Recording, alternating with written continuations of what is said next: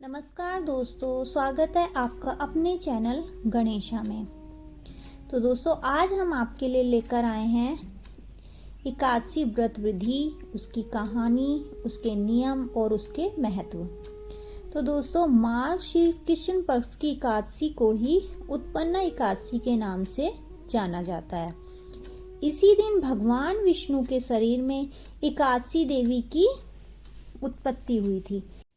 इसीलिए साल में आने वाली सभी एकादशी में से उत्पन्ना एकादशी का खास महत्व है। तो चलिए दोस्तों, जानते हैं।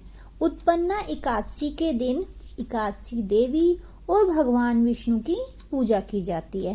कहते हैं कि श्री हरि विष्णु ने एकादशी माता को यह वरदान दिया था कि जो इनका पूजा व्रत करेगा उसे सभी सुखों की प्राप्ति होगी। इसके साथ ही इस व्रत को करने से मोक्ष की भी प्राप्ति होगी। तो दोस्तों, इस साल एकादशी उत्पन्ना एकादशी जो है वो 26 नवंबर 2024 को इसका व्रत रखा जाएगा। उत्पन्ना एकादशी व्रत की अब हम विधि जानेंगे। तो इस दिन सुबह जल्दी उठकर स्नान करें और व्रत का संकल्प लें। फिर भगवान विष्णु और एकादशी माता की पूजा करनी चाहिए। इस पूजा में पंचामृत, चंदन, अक्षत, फल, पुष्प, धूप, दीप, तुलसी आदि का प्रयोग जरूर करें। इसके बाद उत्पन्ना एकादशी की कथा सुनें और फिर ओम नमो भगवते वासुदेवाय का जाप करना चाहिए। साथ ही इस दिन विष्णु सहस्त्र नाम का भी पाठ करना अति फलदायी माना जाता है। फिर आरती उतारकर पूजा संपन्न करनी चाहिए। इस दिन भगवान को केवल फलों का ही भोग लगाना चाहिए। रात को भजन कीर्तन करना चाहिए। उत्पन्ना एकादशी व्रत कई लोग निर्जला भी रखते हैं, लेकिन जिनके लिए संभव नहीं होता वो फलाहार लेकर भी व्रत रखते हैं। इस व्रत का पारण अगले दिन सूर्योदय के बाद किया जाता है। पारण के दिन ब्राह्मण या किसी जरूरतमंद को अपनी इच्छा शक्ति के अनुसार भोजन कराएं और उसे दक्षिणा देकर विदा करें। इसके बाद अपना व्रत खोलें। तो दोस्तों, इसमें जो व्रत खोलते हैं वो चावल का कुछ बना के खोलते हैं और एकादशी वाले दिन ना चावल का नाम लेते हैं और ना उसको खाते हैं। चावल खाना क्या नाम लेना और खाना इस दिन एकादशी वाले दिन बहुत बड़ा एक तरह से गुनाह माना जाता है। तो इसलिए द्वादशी वाले दिन जो व्रत रखते हैं वो जरूर अपना चावल से ही व्रत खोलें। और दोस्तों, पूरा जो ब्राह्मण होते हैं या जो गरीब लोग होते हैं उनको पूरा भरपेट खाना खिलाना चाहिए। तो दोस्तों, उत्पन्ना एकादशी व्रत का जो पारण होगा वो 27 नवंबर की दोपहर 1:12 से 3:18 तक किया जा सकेगा। पारण तिथि के दिन हरिवासर समाप्त होने का समय जो रहेगा वो सुबह 10:30 बजे का रहेगा। तो दोस्तों, अब हम जानते हैं उत्पन्ना एकादशी व्रत के दिन जरूर पढ़ें ये कथा। तो अब हम इसकी कथा सुनते हैं। तो मार्गशीर्ष जो कृष्ण पक्ष की जो एकादशी तिथि को उत्पन्ना एकादशी कहते हैं, कथा सुनने पढ़ने का बहुत ही महत्व माना जाता है। व्रत कथा का पाठ करने से सभी मनोकामनाएं जो हैं पूरी होंगी। तो उत्पन्ना व्रत कथा जो है वो इस तरीके से है।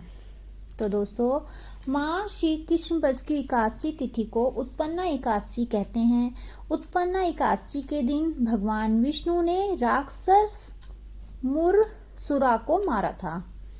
इसी दिन एकादशी माता की उत्पत्ति हुई थी, जिस वजह से इस एकादशी को उत्पन्ना एकादशी कहा जाता है। जो श्रद्धालु एकादशी का व्रत शुरू करना चाहते हैं उन्हें उत्पन्ना एकादशी से ही इसकी शुरुआत करनी चाहिए। जो लोग न्यू हैं वो अगर इस व्रत को रखना चाहते हैं तो वो एकादशी उत्पन्ना एकादशी से शुरू कर सकते हैं। इस व्रत से अश्वमेघ फल का यज्ञ का पुण्य मिलता है। इस साल 26 नवंबर को हमने जैसे बताया कि उत्पन्ना एकादशी की जाएगी, तो इस दिन प्रातः जल्दी स्नान करके ब्रह्म मुहूर्त में भगवान कृष्ण का पूजन किया जाता है। इसके बाद विष्णु जी एकादशी माता की भी आराधना करते हैं। दीपदान और अन्नदान किया जाता है। इस दिन कई लोग निर्जला उपवास करते हैं। कथा सुनते पढ़ने का बहुत महत्व होता है। तो इस तरह से है इसकी कथा कि सतयुग में मूर नाम का दैत्य उत्पन्न हुआ। वह बड़ा बलवान और भयानक था। उस प्रचंड दैत्य ने इंद्र, आदित्य, वसु, वायु, अग्नि आदि सभी देवताओं को पराजित करके भगा दिया। तब इंद्र सहित सभी देवताओं ने भयभीत होकर भगवान शिव से सारा वृत्तांत कहा और बोले, हे कैलाशपति, मूर दैत्य से भयभीत होकर सब देवता मृत्युलोक में फिर रहे हैं।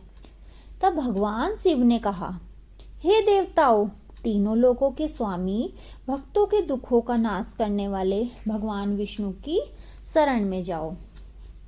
भगवान शिव ने ये कहा कि भगवान विष्णु की शरण में जाओ, वे ही तुम्हारे दुखों को दूर कर सकते हैं।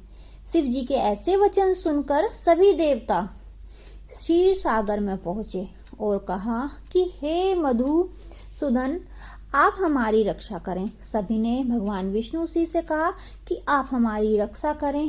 कहा कि हे भगवान, दैत्यों ने हमको जीतकर स्वर्ग से निकाल दिया है, आप उन दैत्यों से हम सबकी रक्षा करें। इंद्र के ऐसे वचन सुनकर भगवान विष्णु कहने लगे कि हे इंद्र, ऐसे मायावी दैत्य कौन है जिनसे सब देवताओं को जीत लिया? जिन्होंने, उसका नाम क्या है, उसमें कितना बल है और उस किसके आश्रम में है तथा उसका स्थान कहाँ है, यह सब मुझे बताओ। विष्णु जी ने ये सब कहा कि ये सब मुझे बताओ। तो यह सुनकर इंद्र बोले, भगवान, प्राचीन समय में एक नाड़ी जंग नामक राक्षस था। उसके पराक्रमी और लोक विख्यात मूर नाम का एक पुत्र था। उसकी चंद्रावती नाम की नगरी थी। उसी ने सब देवताओं को स्वर्ग से निकालकर वहां अपना अधिकार जमा लिया। इंद्र जी भगवान विष्णु जी को ये सब बता रहे थे। उसने इंद्र, अग्नि, वरुण, यम, आयु, इंद्र, चंद्रमा आदि सबके स्थान पर अधिकार कर लिया। सूर्य बनकर स्वयं ही प्रकाश करता है, स्वयं ही मेघ में बन बैठा है और सब पे अजय है। हे असुर निकंदन, उस दुष्ट को मारकर देवताओं को अजय बनाइए। यह वचन सुनकर भगवान ने कहा, हे देवताओं, मैं शीघ्र ही उसका संहार करूंगा। तुम चंद्रावती नगरी जाओ।